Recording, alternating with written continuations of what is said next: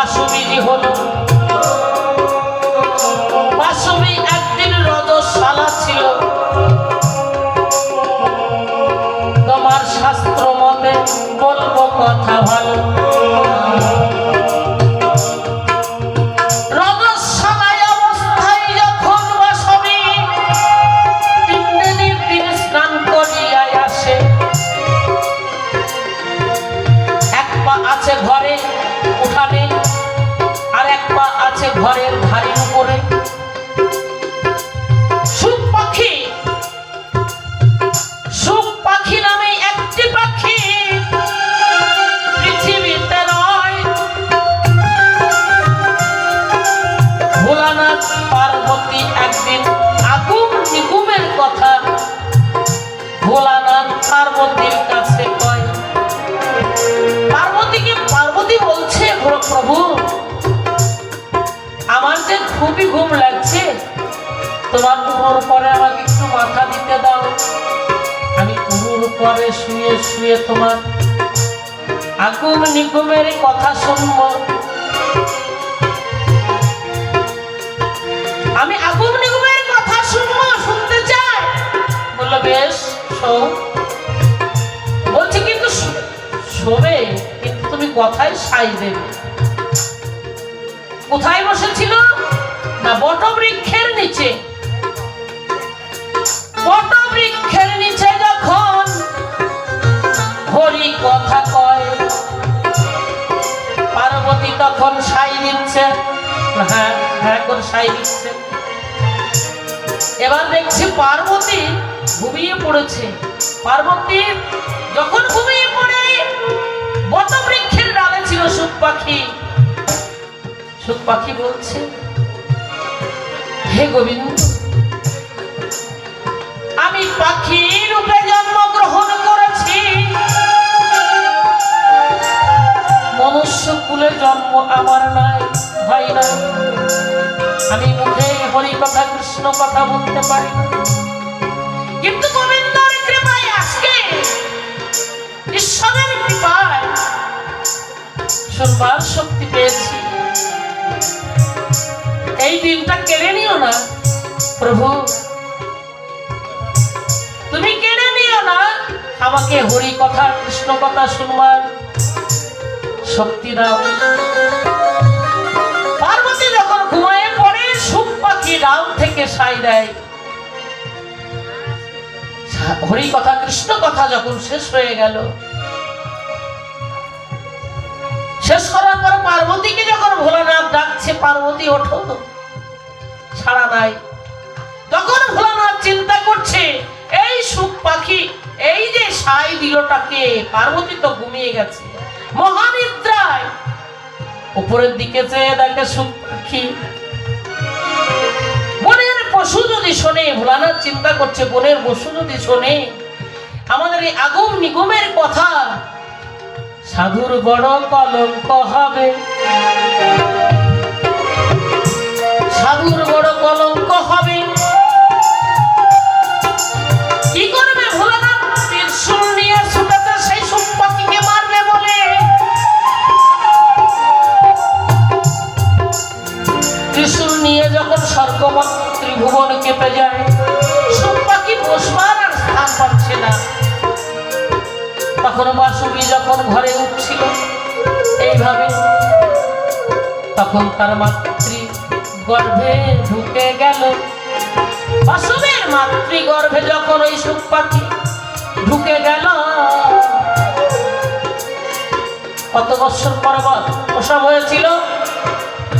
14 বছর। একটা সন্তান হয় 14 বছর। 14 বছরে কেমন মানুষের হয়? বাবার মাথায় থাকি কদিন? 3 মাস 20 দিন পিতৃধন। যখন এই মস্তকে বিন্দু পাকে, তখন কামের জ্বালা আসে, তখন নিবৃত্তি করে কোথায় না মাতৃ সঙ্গম করে। এবার মা যখন মাতৃ গর্ভে দিল বাবা 10 মাস 20 দিন, তাহলে এদিকে 3 মাস 20 দিন আর এখানে 10 মাস 10 দিন 14 মাস। 14 মাসে একটি সন্তান হয়। আর সুখদেব ছিল 16 বছর মাতৃগর্ভে। কেন? ব্যাসদেব বলছে মামা তুমি যেই হও, তুমি প্রসব হয়ে যাও। বলো না বাবা, আমি প্রসব হব না, ওই মায়ার ভূমিতে আমি প্রসব হব না। আমি প্রসব হতে পারি, তুমি যদি মায়া মুক্ত করতে পারো, মায়া বিহীন করতে পারো, তখন আমি প্রসব হব। মাতৃগর্ভের থেকে ব্যাসদেবকে দৈববাণী করে সুখদেব বলছে।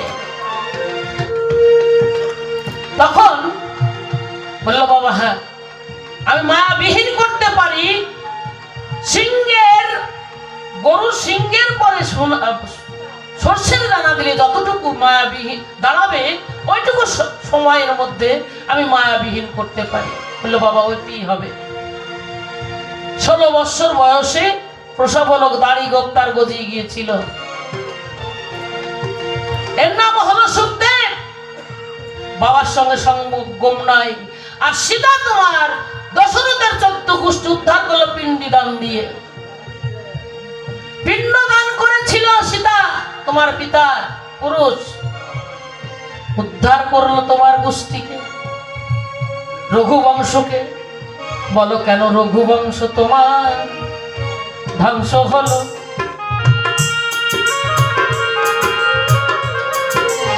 রঘুবংশ কেন ধ্বংস হলো? একটা নারীর অভিশাপে। কেন তোমার যদুবংশ ধ্বংস হয়েছিল? এই কথাটাই ওগো পুরুষ আসরে বলে যেও।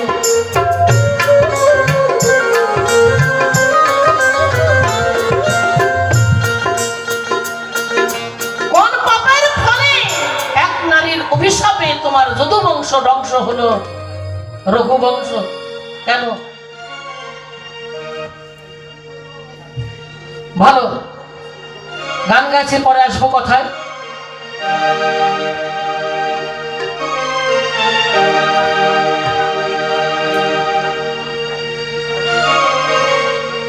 ওরে কপালের নামে গোপাল চন্দ্র,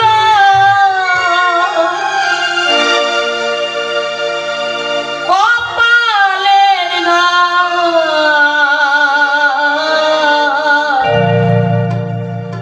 গুয়ে গহরি সকলি কপালে করে। কপালের নাম গোপাল চন্দ্র,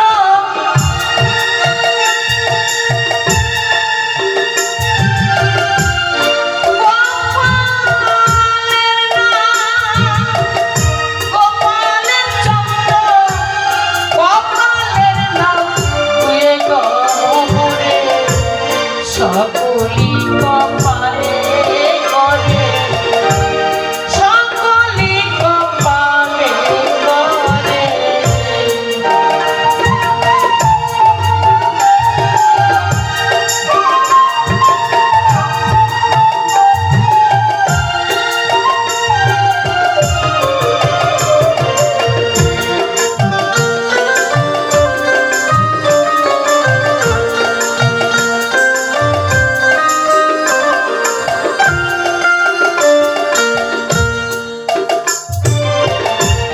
এক নারীর অভিশাপে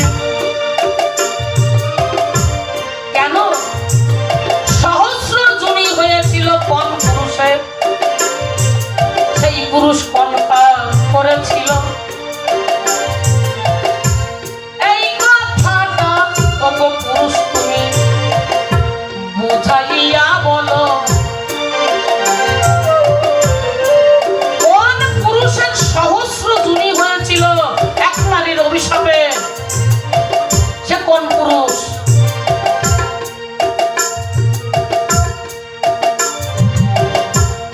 যদি থাকে এই কপালে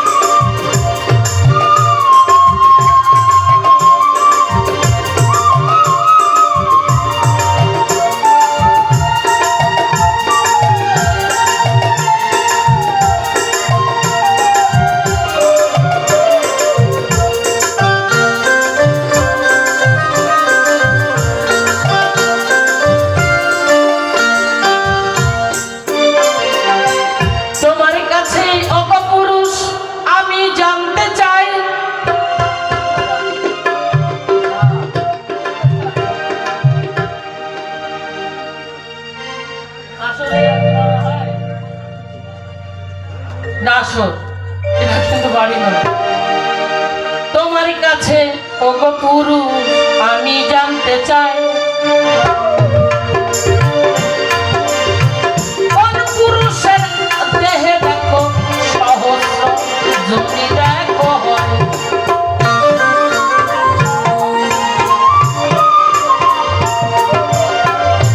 কেন এই যোনি হয়েছিল, কি অপরাধ করেছিল ওই নারীর কাছে অভিশাপ্ত হলো, কিভাবে সেই অভিশাপ খণ্ডন দেখো হয়। আসরেতে বলতে তুমি সেই এই কথার পরিচয়।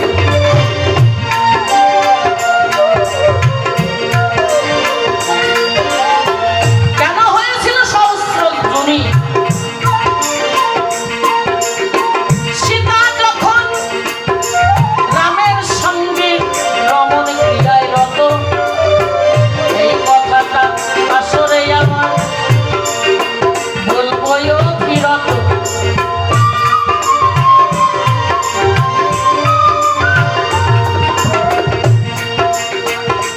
একজন টুকি মেরে যখন সেই রমণ ক্রিয়া দেখে,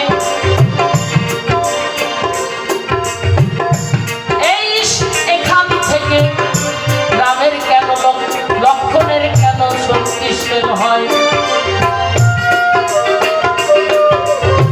ভক্ত আধীন ভগবান রামচন্দ্র তার ভাই,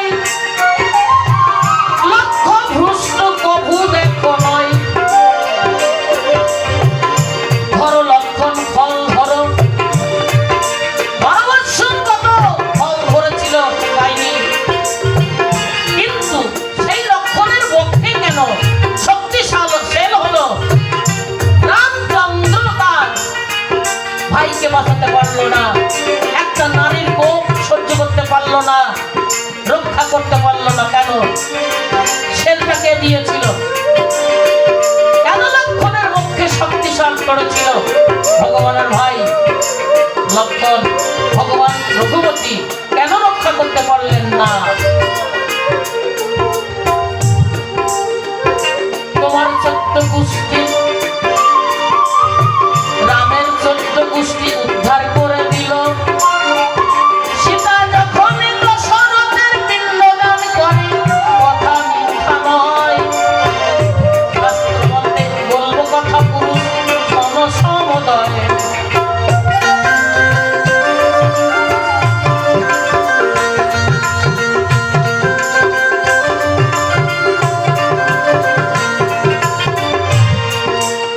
সীতা যখন শ্বশুর মশাইয়ের পিণ্ডদান করলেন, তার প্রমাণ আছে, আমি দেখিয়ে দেব।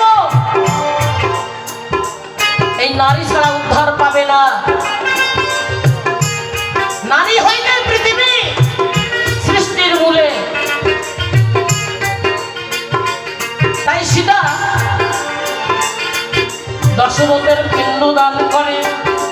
কিভাবে? বট বৃক্ষের নিচে যখন পিণ্ডদান করতে বসে, তুলসী পত্র নিয়ে আসলেন এবং দ্রব্যা নিলেন। ফাল্গুনী নদীর বক্ষ হইতে ঘটিতে করে জল নিয়ে আসলেন। বট বৃক্ষের নিচে বসে পিণ্ডদান করলেন।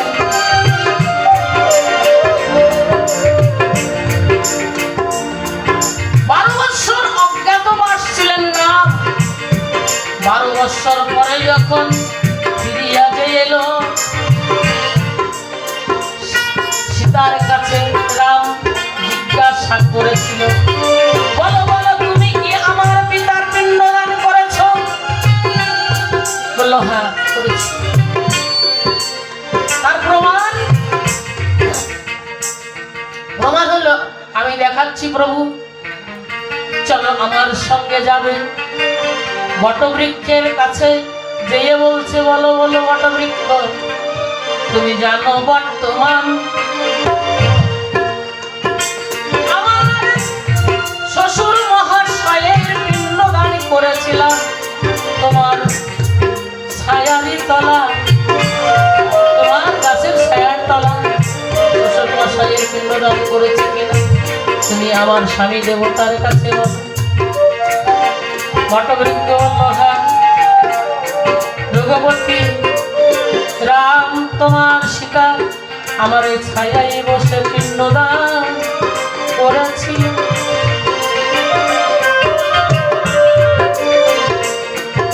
বটবৃক্ষকে আশীর্বাদ দিলেন সীতামা। ধন্যবাদ বটবৃক্ষ, আমার কথা নেবে। এই বিশ্ব ব্রহ্মাণ্ডে তুমি অমর বর পাইবে, যুগ যুগ যুগান্তর ধরে তুমি বেঁচে রবে। তোমার কোলে গরমের দিনে তোমার সন্তানরা এসে তোমার কোলে এসে ছবে যেমন মায়ের কোলে।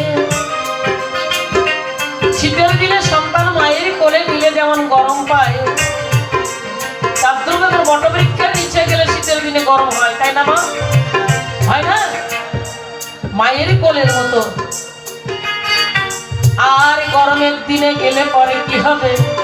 ঠান্ডা হবে। তুমি মায়ের মতো সন্তানদের রক্ষা করিবে, শান্তি দেবে, রক্ষা করবে, শান্তি দেবে। তোমাকে আমি বরপ্রাপ্ত করলাম।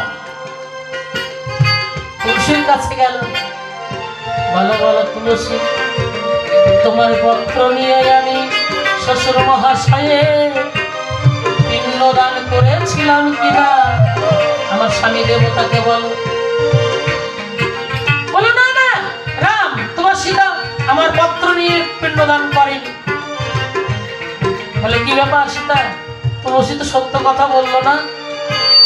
বটবৃক্ষই তো বললো একটা কথা, কিন্তু তুলসী তো বলছে না। বল সংসার তুলসী, আমি যদি সতী নারী হই আমার কথা নিবি। যেমন আমার দেবতা স্বামীর কাছে আমাকে ছোট বানাইলি, আমাকে তুচ্ছ করিলি, আমাকে আমার নামে নিন্দা করিলি, আমাকে বদনাম করেছি, আমার কথা নিবি। তোর মাথায় কুকুরে প্রস্রাব করিবে, আমি তোকে অভিশাপ দিলাম। এই নারীর ফল দেখো, মুখের বাক্য। ফাল্গুনী নদীর কাছে গেল, ফাল্গুনী নদীকে বলছে বলো বলো ফাল্গুনী নদী, আমি সীতা, আমার রাম রঘুপতি এসেছেন। আমার শ্বশুর মশাই যখন দেহ ত্যাগ করেছিলেন তখন আমার স্বামী গৃহে ছিল। আমি তোমার বক্ষ হইতে জল নিয়ে যে আমার শ্বশুর মহাশয় পিণ্ডদানে করেছিলাম কিনা তুমি সত্য করে বলো। বললো না, আমার বক্ষ হইতে তুমি জল নাওনি, তোমার শ্বশুর মহাশয়ের পিণ্ডদান করো না, তুমি মিথ্যা কথা বলছো সীতা। বলে চুপ।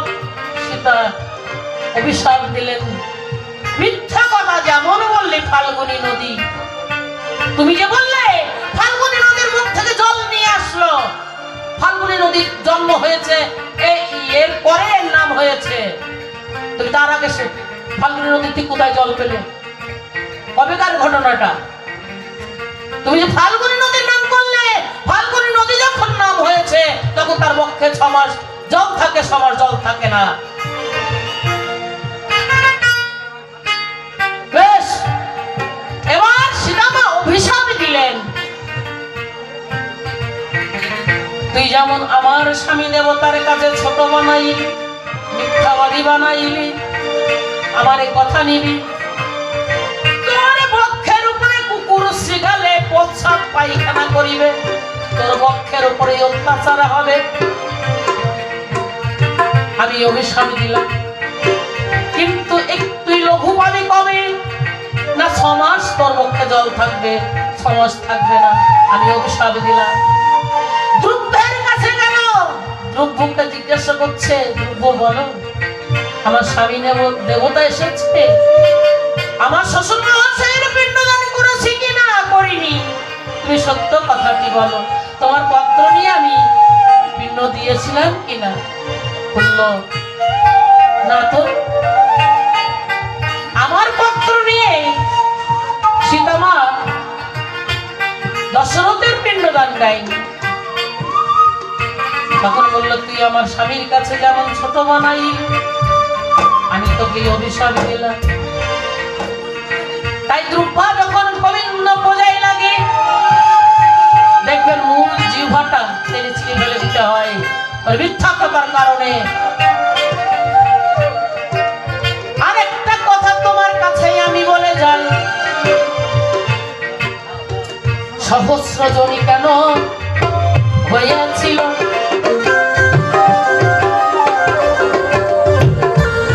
সূর্যপুত্র জন তার খায়ে কেন বোধ হইয়াছিল, নারী অভিশাপে তুমি দয়া করে বলো।